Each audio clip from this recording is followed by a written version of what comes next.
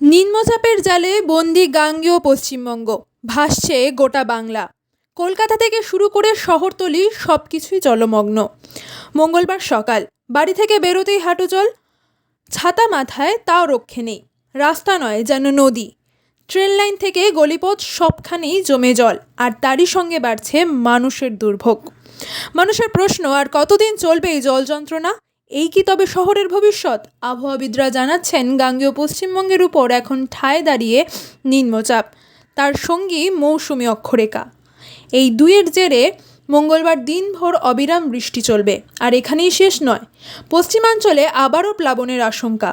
DVC থেকে জল ছাড়ছে 40,000 কিউসেক হারে। যদি জল ছাড়ার পরিমাণ বাড়ে, সেই সঙ্গে বাড়বে বাংলার বিপদও। আগামী রবিবার পর্যন্ত এই দুর্যোগ চলবে বলেই আশঙ্কা।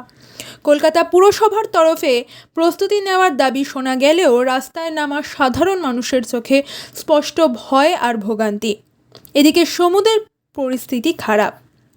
মৎস্যজীবীদের জন্য সমুদ্রে যাওয়ার উপর 8ই জুলাই পর্যন্ত নিষেধাজ্ঞা জারি, কারণ সমুদ্র থাকবে উত্তাল। 35 থেকে 45 কিলোমিটার বেগে ঝোড়ো হাওয়া বইতে পারে যে কোনো মুহূর্তে। এ এক প্রকৃতির চরম সতর্কতা বার্তা।